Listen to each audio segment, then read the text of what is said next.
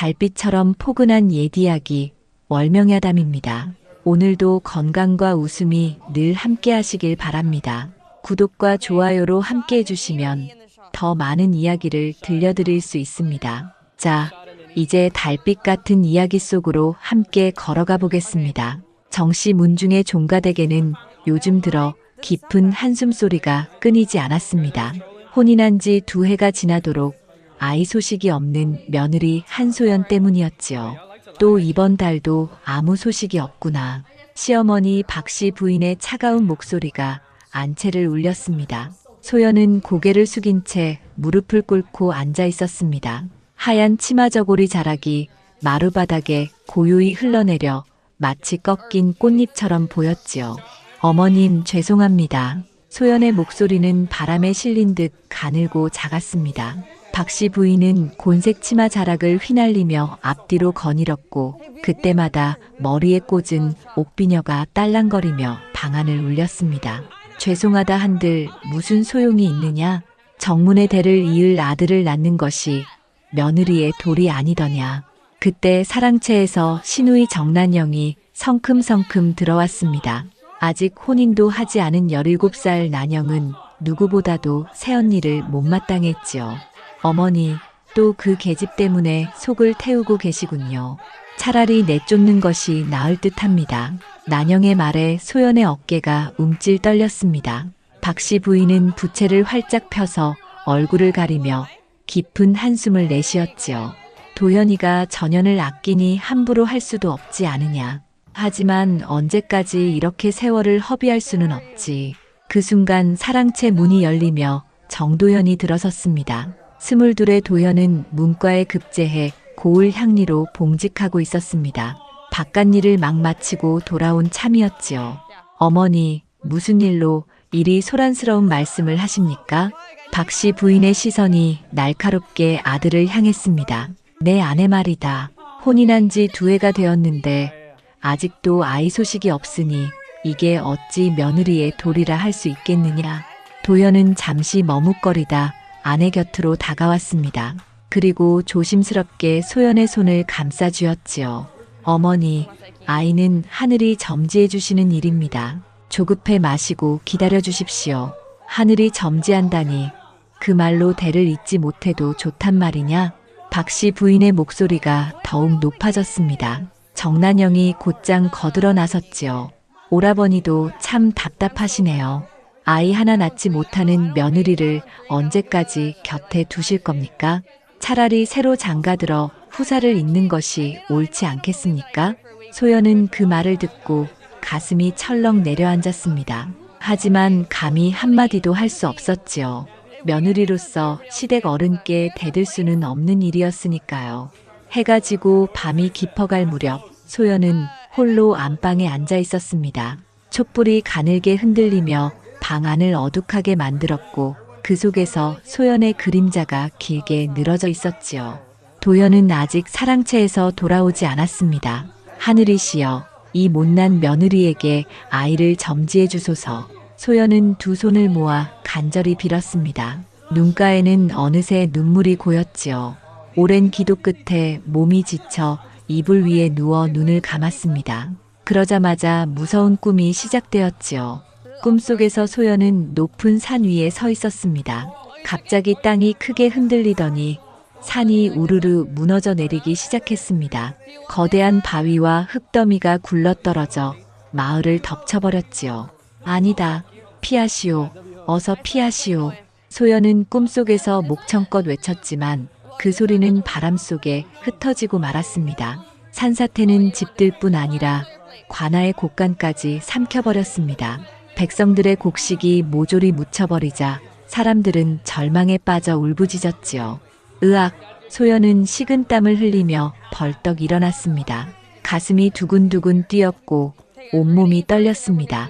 너무나 생생한 꿈이었습니다. 마치 실제로 일어난 일을 본 듯 했지요. 이게 무슨 꿈이란 말인가. 소연은 떨리는 손으로 물동이를 집어 물을 한 모금 마셨습니다. 그러나 가슴속 불안감은 쉽게 가라앉지 않았습니다. 꿈속에서 본 산사태의 장면이 눈앞에 선명히 떠올라 지워지지 않았지요. 창밖으로 달빛이 은은히 스며들었지만 소연의 마음은 어둠으로 가득했습니다. 불길한 예감이 가슴을 죄어왔습니다. 마치 머지않아 큰 재앙이 닥칠 듯한 느낌을 지울 수 없었지요. 혹시 이 꿈이 하늘의 계시가 아닐까? 이른 새벽 소연은 밤새 뒤척이다 겨우 잠이 들었다가 닭 울음소리에 눈을 떴습니다. 그런데 이상하게도 평소의 힘찬 울음소리는 들리지 않았지요. 대신 뒷마당에서는 닭들의 불안한 꼬꼬댁거림만 요란히 이어지고 있었습니다. 소연은 치마를 추스르고 뒷마당으로 나가보았습니다. 닭장 앞에 서니 이상한 광경이 벌어지고 있었지요. 평소 알을 잘 낳던 암탉들이 모두 깃털을 곤두세우고 불안스레 뛰어다니고 있었고 알은 하나도 찾아볼 수 없었습니다. 이게 어찌된 일일까? 소연이 중얼거리고 있을 때 사랑채에서 도연이 나와 아침 세수를 하려던 참이었습니다. 소연은 서둘러 남편에게 다가갔지요. 서방님, 급히 드릴 말씀이 있습니다. 무슨 일이냐? 이른 새벽부터 얼굴빛이 어두워 보이는구나. 도연은 물동이에서 물을 떠 얼굴을 씻으며 아내를 바라보았습니다. 소연의 얼굴에는 밤새 한숨조차 제대로 쉬지 못한 기색이 역력했지요. 밤에 무서운 꿈을 꾸었습니다. 산이 무너져 마을과 관아 곳간까지 모두 덮이는 꿈이었지요.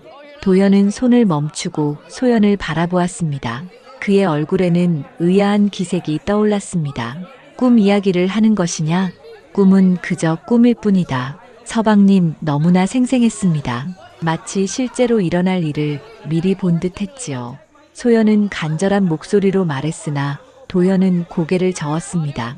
과거에 급제한 선비였던 그는 미신 같은 것은 믿지 않는 성정이었지요.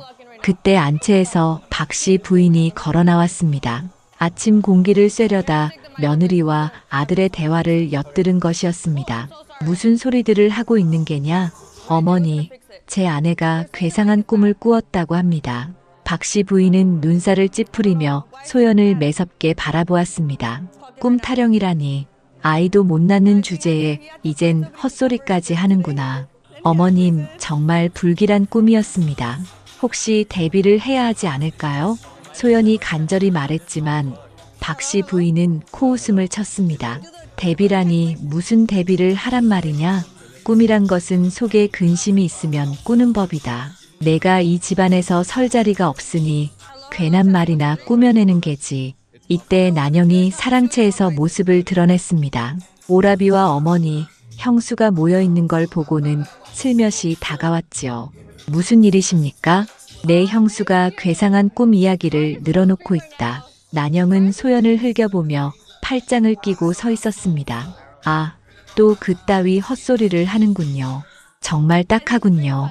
소연은 가슴이 답답했지만 더는 말할 수 없었습니다. 식구들 누구도 자신을 믿어주지 않는다는 것을 뼈저리게 느꼈기 때문이지요.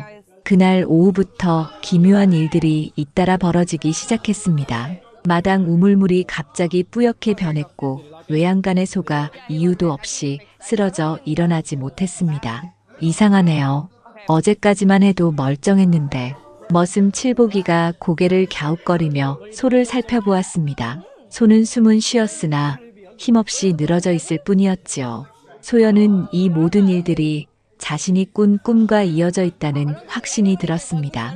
하지만 누구도 그 말을 귀담아 듣지 않았습니다. 저녁 무렵 마을 다른 집들에서도 기이한 소식들이 들려왔습니다. 김찬봉댁 닭들도 알을 낳지 않았고 이서방 집게는 밤새도록 울어댔습니다. 심지어 절에서 울리는 종소리마저 평소와 달리 울림이 탁해 기묘하게 번졌다는 이야기도 돌았습니다. 무언가 이상한 일들이 이어지고 있습니다. 소연은 다시 한번 도연에게 말했지만 그는 여전히 고개를 저었습니다. 그런 일들은 종종 있는 법이다. 괜히 마음 쓰지 말아라.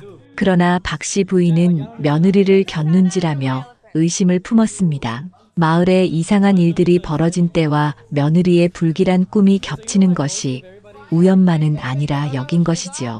혹시 저 계집이 이 집안에 애군을 불러온 건 아닌가. 박씨 부인의 중얼거림을 들은 난영은 무릎을 치며 소리쳤습니다. 어머니 말씀대로입니다. 분명히 전현이 화근이지요. 소연은 억울했지만 반박할 수 없었습니다. 오히려 집안의 애군을 몰고 왔다는 누명까지 뒤집어쓰게 된 것이었지요. 그날 밤 소연은 홀로 방 안에 앉아 눈물을 흘렸습니다. 아무도 자신의 경고를 믿어주지 않고 도리어 자신을 의심하는 현실이 너무도 고통스러웠습니다.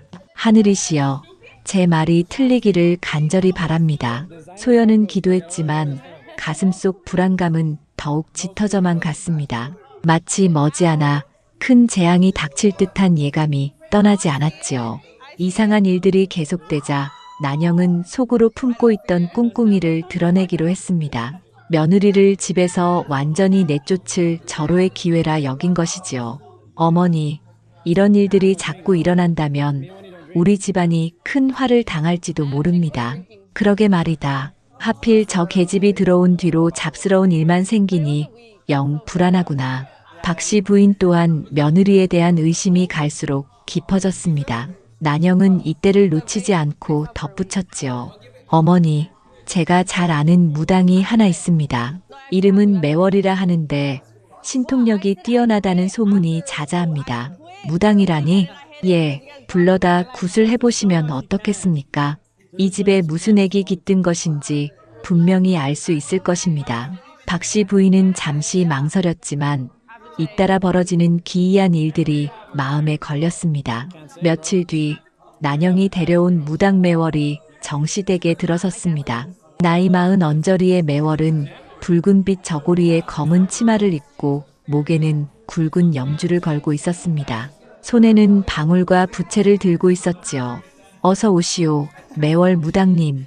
난영이 공손히 맞이하자 매월은 고개를 끄덕였습니다. 집안을 두리번거리던 그녀는 곧 고개를 절레절레 저었지요. 아이고, 이 집에 음기가 가득하구먼. 무언가 큰 액이 이미 들이운 모양이요.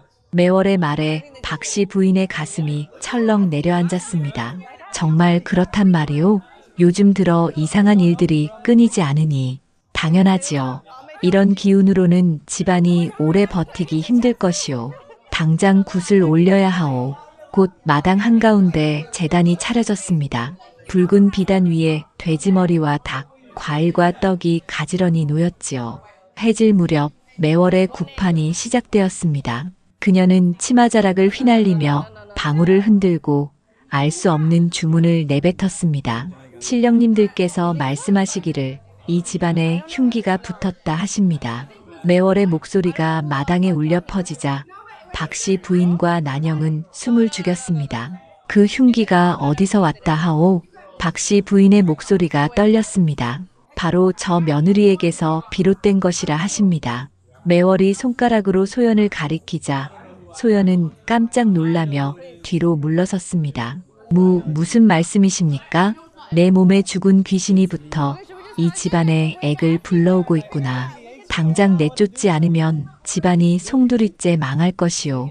박씨 부인은 눈이 휘둥그레졌습니다. 그동안 품었던 의심이 사실인 듯 여겨졌기 때문이지요. 그렇다면 어찌해야 하오? 며느리를 내쫓고 집안을 정화해야 하오. 그리고 매월은 잠시 말을 멈추고 눈빛을 번뜩였습니다. 큰 굿을 열어야 합니다.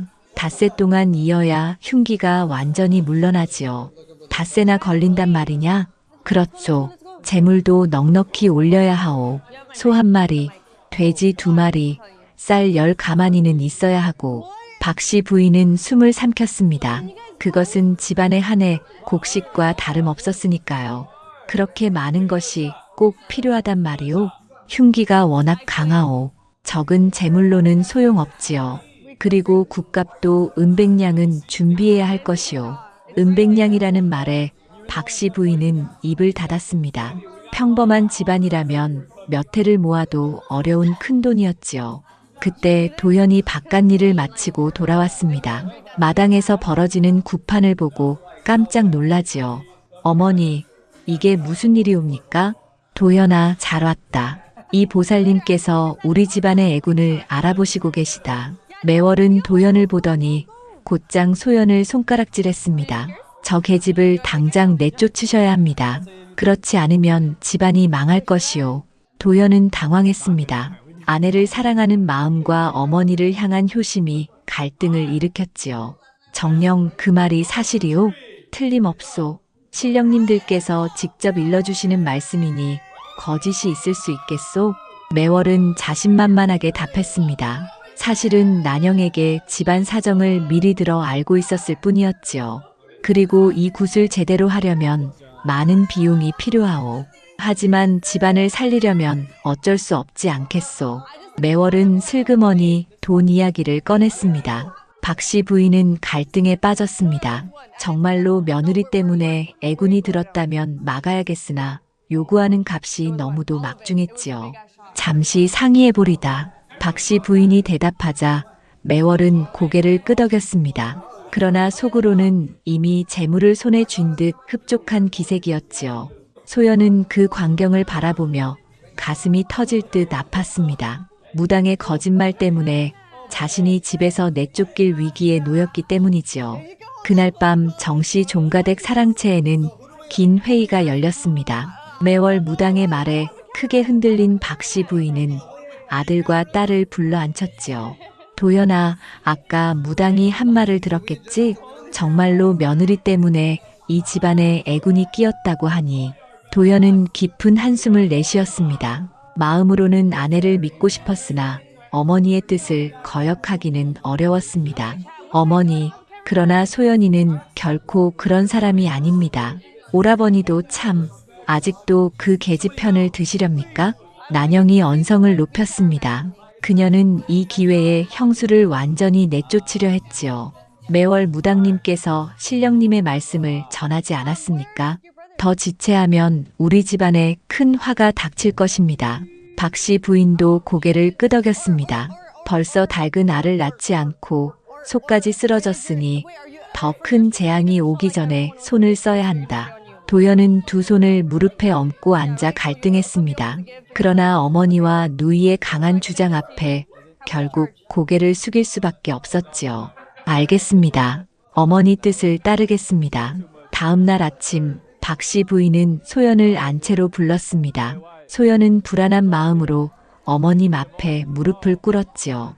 소연아, 예, 어머님. 어젯밤에 가족들과 상의를 했다. 박씨 부인의 목소리는 매섭고도 차가웠습니다. 소연의 가슴은 철렁 내려앉았지요. 매월 무당이 분명히 말했다. 내가 이 집안에 애군을 몰고 왔다고. 더는 이 집에 둘 수가 없다. 어머님, 제가 무엇을 그리 잘못했다는 것입니까? 소연의 목소리는 떨렸습니다. 어느 정도 짐작은 하고 있었으나 막상 듣자 가슴이 무너져 내리는 듯 했지요. 잘잘못을 따질 일이 아니다. 내 팔자가 이 집과 맞지 않는 것이다. 서방님께서도 그리 생각하십니까? 소연이 간절히 남편을 바라보았습니다. 그러나 도연은 시선을 피한 채 고개를 돌렸습니다. 그 모습이 곧 대답이었지요. 오늘 안으로 짐을 싸서 나가거라. 친정으로 가든 어디든 갈 곳을 찾아야겠다. 박씨 부인의 말에 소연의 눈에서는 눈물이 쏟아졌습니다. 그러나 더 애원해도 소용없음을 알았지요. 알겠습니다. 소연은 작은 보따리에 몇 벌 안 되는 옷가지와 살림살이를 챙겼습니다. 혼수로 가져온 물건들은 그대로 두고 나올 수밖에 없었지요. 며느리로서 내쫓기는 처지에 그것들을 가져갈 수는 없는 일이었습니다. 해질 무렵 소연은 정씨 종가댁 대문을 나섰습니다. 뒤도 돌아보지 않고 걸음을 옮겼지만 눈물은 쉬이 그치지 않았습니다. 마을 사람들의 수군거림이 귓가에 맴돌았지요. 정시댁 며느리가 시댁에서 쫓겨나는구먼. 도대체 무슨 큰 허물을 저질렀길래 아이를 못 낳아서 그런 것 아니겠어? 소연은 부끄러움을 삼키며 걸음을 재촉했습니다. 친정은 이미 부모가 세상을 떠난 뒤 남의 손에 넘어간 지 오래였으므로 돌아갈 곳도 없었습니다. 그녀는 발걸음을 돌려 마을 뒤편 산속으로 향했습니다. 산속에는 오래전에 버려진 초가집이 하나 있었습니다. 지붕은 내려앉고 벽은 허물어져 있었으나 비바람을 피할 수는 있었지요. 소연은 그곳에서 하룻밤을 보내기로 했습니다. 하늘이여, 이 불쌍한 것을 어찌하시려는 것입니까? 소연은 무너진 초가 마루에 앉아 통곡했습니다. 2해 동안 정성을 다해 모셨던 시댁에서 하루아침에 쫓겨난 현실이 믿기지 않았지요. 밤이 깊어가자 산속은 더욱 음산해졌습니다. 바람소리와 벌레 울음만이 정막을 깼습니다. 소연은 얇은 이불에 몸을 감싸며 눈을 붙여보려 애썼습니다. 그러자마자 다시 무서운 꿈이 시작되었습니다. 이번에는 더욱 또렷했습니다. 장대비가 쏟아지더니 산이 크게 무너져 내렸습니다. 흙더미와 바위가 굴러떨어져 마을의 집들을 덮쳤지요. 특히 관아의 큰 곳간이 완전히 무너져 내렸습니다. 안에 쌓여있던 수많은 쌀가마니가 흙 속에 묻히자 백성들은 굶주림에 울부짖었지요. 안 된다. 어서 피하시오. 소연은 꿈속에서 목청껏 외쳤으나 누구도 듣지 못했습니다. 산사태는 더욱 거세어져 마을 전체를 집어삼켰지요. 으악! 소연은 식은땀을 흘리며 벌떡 일어났습니다. 이번 꿈은 전보다 훨씬 구체적이었습니다. 비가 오는 시각과 산사태가 일어나는 정확한 자리까지 눈앞에 선명했지요. 정녕 정말로 이런 일이 닥치는 것일까? 소연은 두려움에 몸을 떨었습니다. 그러나 이제 이 이야기를 전할 곳조차 없었습니다. 자신을 믿어주는 이는 아무도 없었으니까요. 초가 밖으로는 바람이 거세게 불었습니다. 나뭇가지가 부딪히며 불길한 소리를 냈지요. 소연은 무릎을 끌어안은 채 추위와 두려움, 그리고 절망에 몸을 떨었습니다. 제발 제발 이 꿈이 틀리기를. 간절한 기도는 허공에 메아리 쳤습니다. 그러나 마음속 깊은 곳에서는 그 꿈이 머지않아 현실이 되리라는 확신이 짙게 자리하고 있었지요.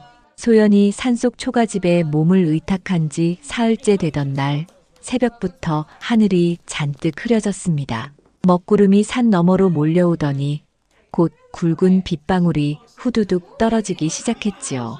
이제 시작되는구나.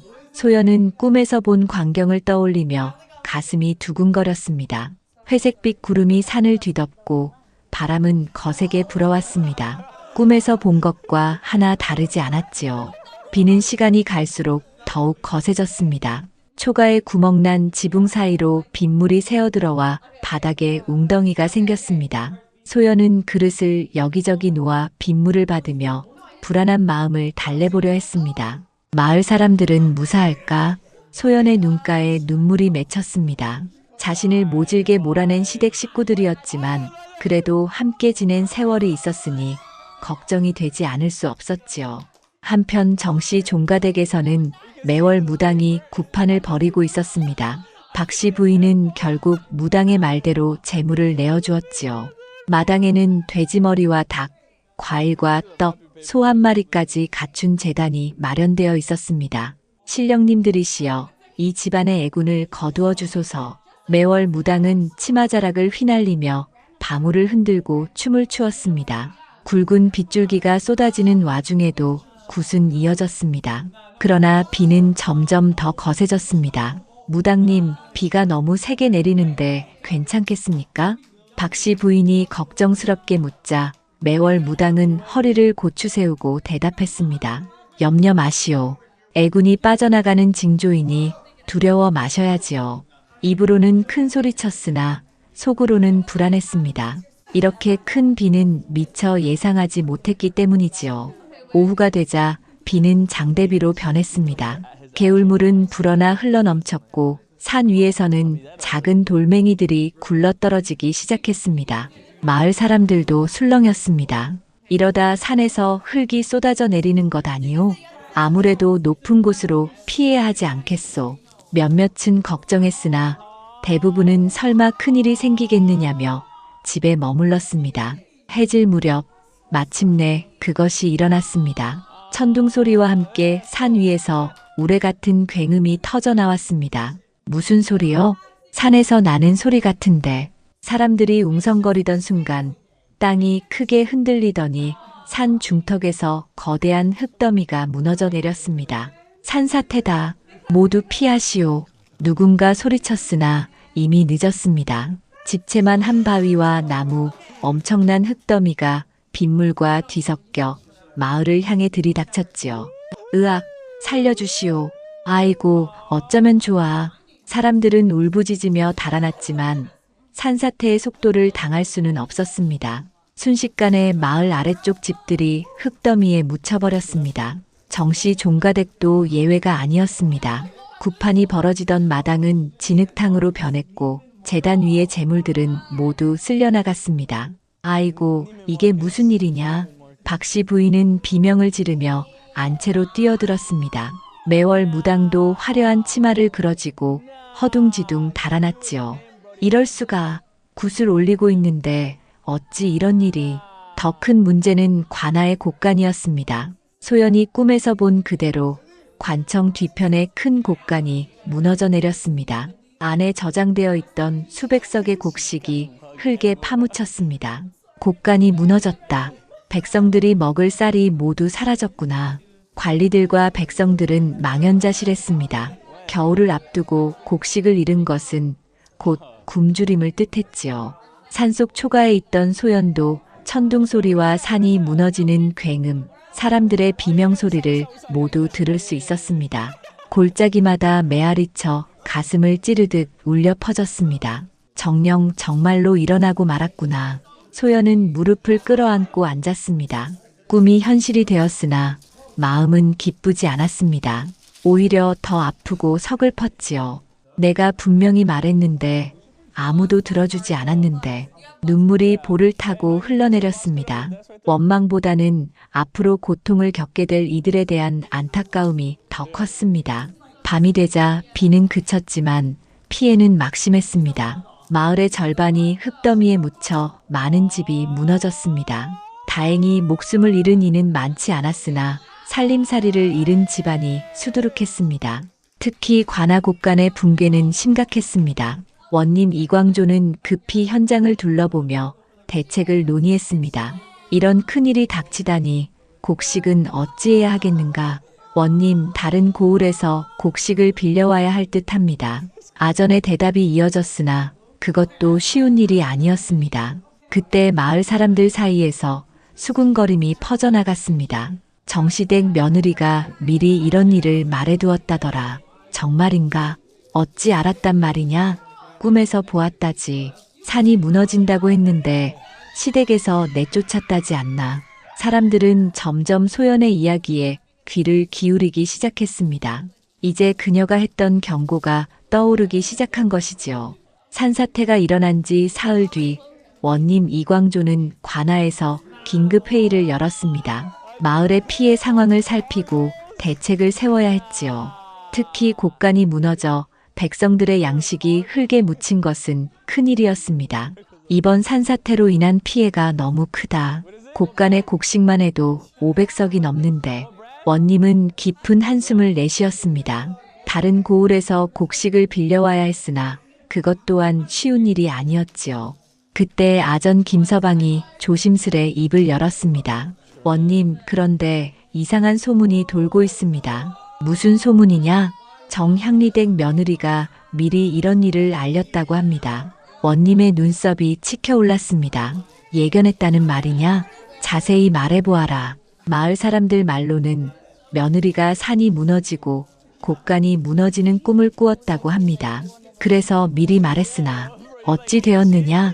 시댁에서 믿지 않고 오히려 애군을 몰고 왔다며 쫓아냈다고 합니다. 원님은 잠시 생각에 잠겼습니다. 만일 사실이라면 보통 일이 아니었지요. 정향리를 불러오고 그 며느리도 찾아 데려오너라. 알겠습니다. 잠시 후 정도연이 관아로 불려왔습니다. 그는 산사태 이후 내내 죄책감에 시달리고 있었습니다. 아내의 경고를 무시한 것이 가슴을 짓눌렀던 것이지요. 내 아내가 미리 이런 일을 알렸다는 것이 사실이냐? 원님의 물음에 도연은 고개를 숙였습니다. 그렇습니다, 원님. 어찌 그런 일을 알 수 있었단 말이냐? 아내가 꿈을 꾸었다고 했습니다. 산이 무너지고 마을과 곡간이 묻힌다는 꿈이었습니다. 원님은 놀라움을 감추지 못했습니다. 꿈으로 미리 본다는 것은 범상한 일이 아니었지요. 그런데 어찌하여 그 경고를 듣지 않았느냐? 죄송합니다. 저희가 믿지 않았습니다. 도연의 목소리는 떨렸습니다. 자신의 잘못을 고백하는 것이 부끄러웠지만 숨길 수는 없었지요. 지금 그 아내는 어디 있느냐? 시댁에서 내쫓겼습니다. 무엇 때문에 그리했단 말이냐? 도연은 입술을 깨물었습니다. 무당의 말에 휘둘려 아내를 내쫓았다는 사실을 밝히는 것이 참으로 부끄러웠던 것입니다. 무당이 아내가 애군을 몰고 왔다고 해서 무당이라 하였느냐? 원님의 목소리가 높아졌습니다. 무당의 말을 믿고 아내를 내쫓았단 말이냐? 죄송합니다. 이때 아전들이 소연을 데려왔습니다. 산속 초가에 머물던 소연은 행색은 초라했으나 눈빛만은 또렷했습니다. 내가 정향리의 아내 한소연이냐? 그렇습니다, 원님. 소연은 무릎을 꿇고 정중히 인사했습니다. 내가 이번 산사태를 미리 알았다는 말이 사실이냐? 예, 원님.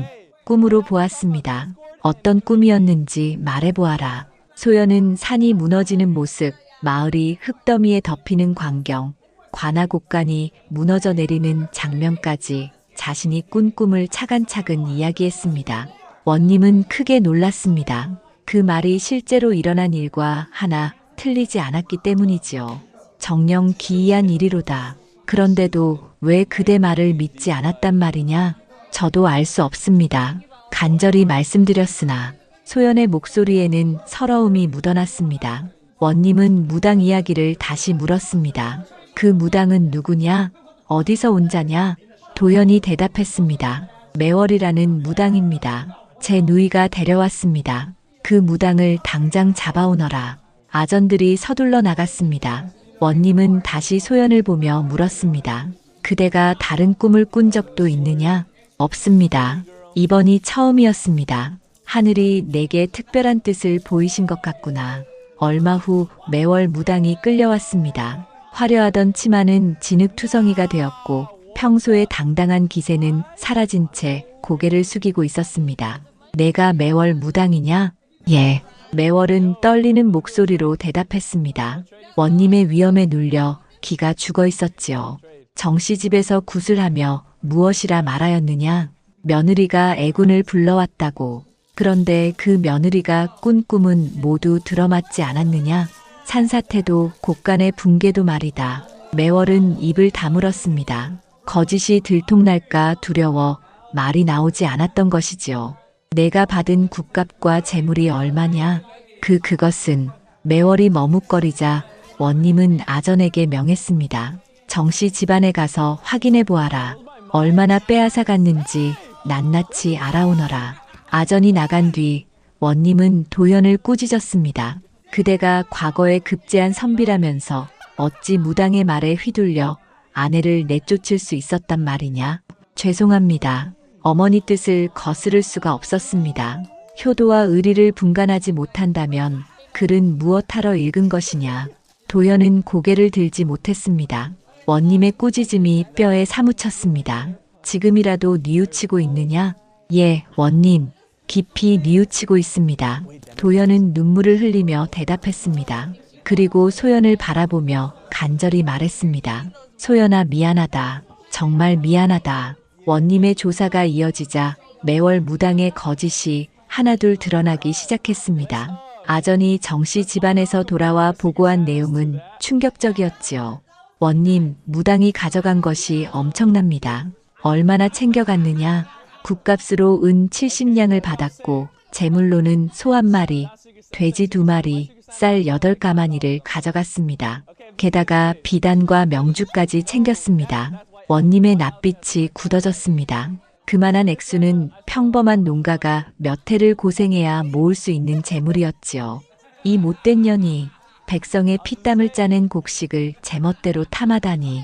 원님, 저는 그저 매월이 떨며 변명하려 했으나 원님은 호통을 쳤습니다. 내게 무슨 신통력이 있어서 그 많은 재물을 받아냈단 말이냐?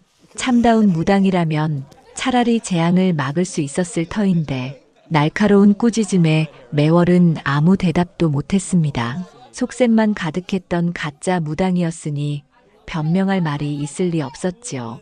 이때 다른 아전이 들어와 보고했습니다. 아래옵니다, 원님. 이 계집의 정체를 살펴보았사온데 본래는 장터에서 점을 치던 여인이었습니다. 무당 행세를 시작한 것은 불과 몇 달 전이며 여러 고을을 떠돌며 사기를 쳤다고 합니다. 역시 그럴 줄 알았다. 원님은 매월을 노려보며 꾸짖었습니다. 신성하다 꾸며대며 백성을 속이고 재물을 탐하다니 내 죄가 하늘에 닿았다. 원님 한 번만 살려주십시오. 매월은 땅에 이마를 찌으며 애원했지만 원님의 뜻은 굳었습니다. 이 간악한 년을 곤장 30대 치고 이 고을에서 영영 내쫓아라. 예, 원님. 아전들이 매월을 끌어내자 곧 관아 마당에 곤장 소리가 울려 퍼졌습니다. 매월은 비명을 지르며 매를 맞았고 그 소리를 들은 백성들은 속이 시원하다며 수군거렸지요. 이제 원님의 눈길은 정난영에게로 향했습니다. 정향리의 누이를 불러오너라. 얼마 지나지 않아 난영이 관아로 끌려왔습니다. 평소에 오만한 기세는 간데없고 다리는 후들거렸습니다. 내가 그 무당을 집에 끌어들였느냐? 예, 원님. 무엇 때문에 그런 짓을 했느냐? 난영은 입술을 깨물며 말을 못했습니다. 질투와 시기 때문이라는 걸 차마 입에 올릴 수 없었던 것이지요. 말하지 않겠다면 곤장을 치겠다. 아닙니다. 말씀드리겠습니다. 난영은 급히 무릎을 꿇고 울먹였습니다. 형수가 미웠습니다. 오라버니께서 저보다 형수를 더 아끼시는 것 같아 또 아이를 낳지 못해 집안 망신이라고 여겼습니다. 원님은 고개를 저으며 한탄했습니다. 내 형수는 하늘이 내린 꿈으로 마을을 구하려 했건만 너는 질투심으로 그를 모함했구나. 참으로 부끄럽지 아니하냐. 잘못했습니다. 난영의 얼굴은 창백해졌습니다. 이 고을 모든 이들 앞에서 내 죄를 밝히겠다. 다시는 혼사 이야기는 입에 올리지도 마라.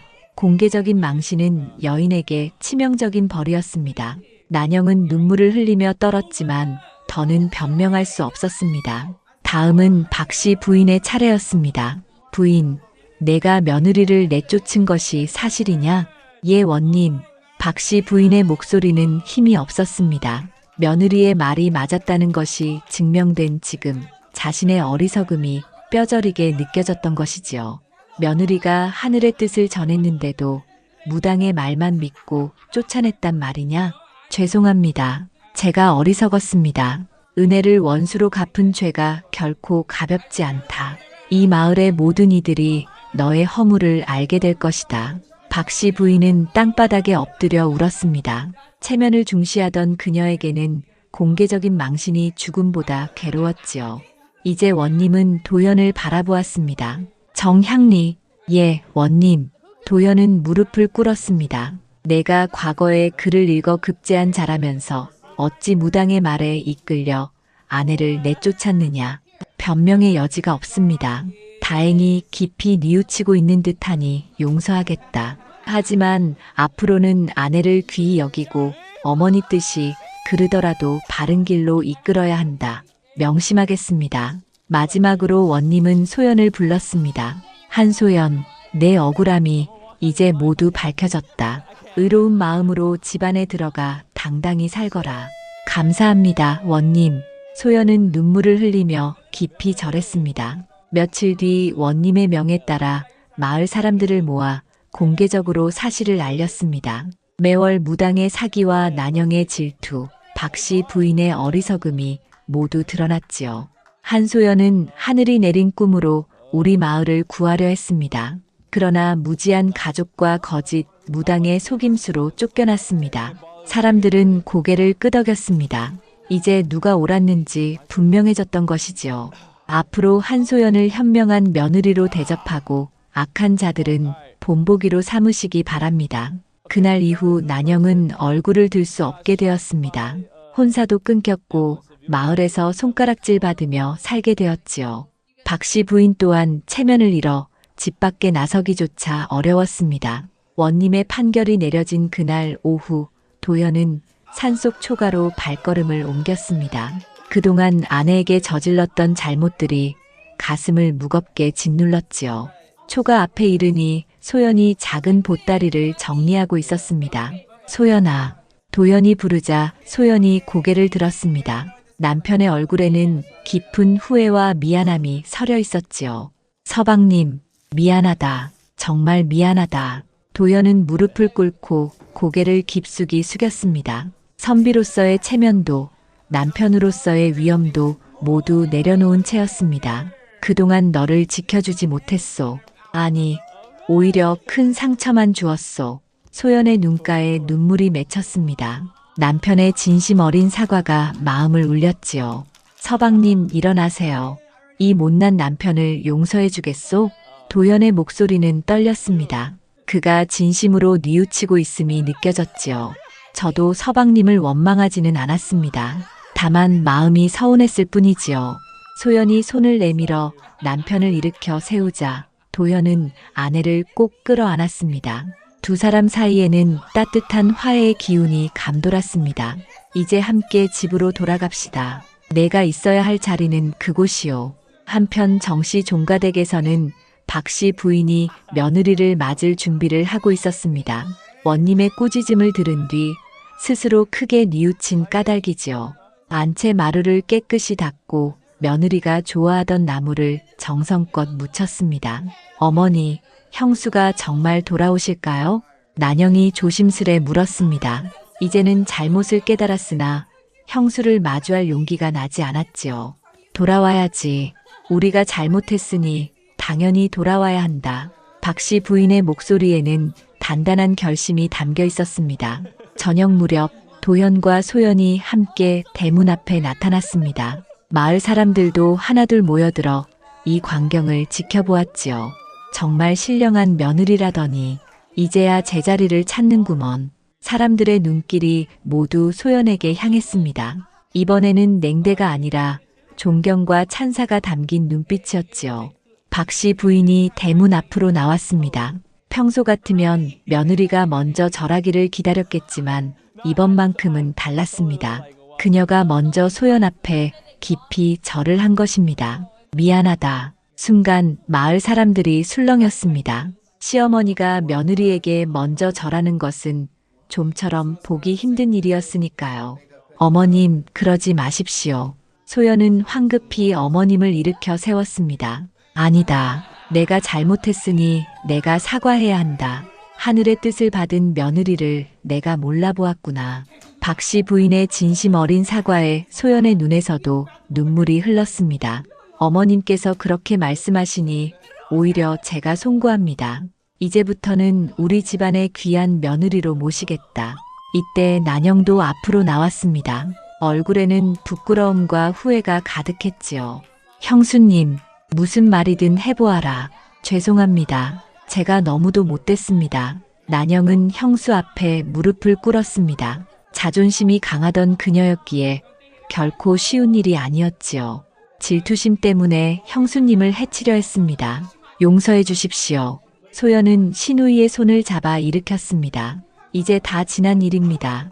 우리 서로 화목하게 지냅시다. 그 모습을 지켜보던 마을 사람들은 감동했습니다. 소연의 넓은 마음에 모두 고개를 끄덕였지요.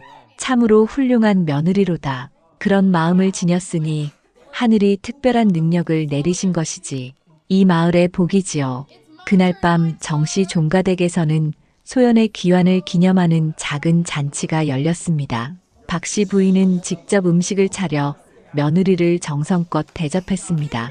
이 나물은 내가 좋아하던 것이지 어머님께서 기억해 주셨군요. 앞으로는 내가 좋아하는 음식을 더 많이 해주겠다. 식구들이 둘러앉아 화목하게 식사하는 모습은 오랜만에 보는 평화로운 광경이었습니다. 며칠 뒤 원님 이광조가 직접 정씨 종가를 찾았습니다. 소연의 공로를 치하하기 위해서였지요. 한소연, 내 덕분에 많은 백성이 목숨을 건졌다. 과분한 말씀입니다, 원님. 앞으로도 이런 꿈을 꾸게 되면 바로 관아에 알리도록 하여라. 내 능력은 이 고을의 귀한 보물이니 말이다. 원님의 말에 소연은 깊이 절했습니다. 명심하겠습니다.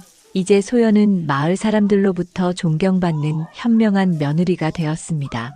사람들은 그녀를 예지몽으로 마을을 구한 의로운 며느리라 불렀지요. 정씨 집안은 다시 화목해졌고 소연과 도연의 부부 금슬도 더욱 깊어졌습니다. 얼마 지나지 않아 소연에게 아이가 생겼다는 기쁜 소식이 전해졌습니다. 마을 사람들은 그것 또한 하늘의 축복이라 여겼습니다.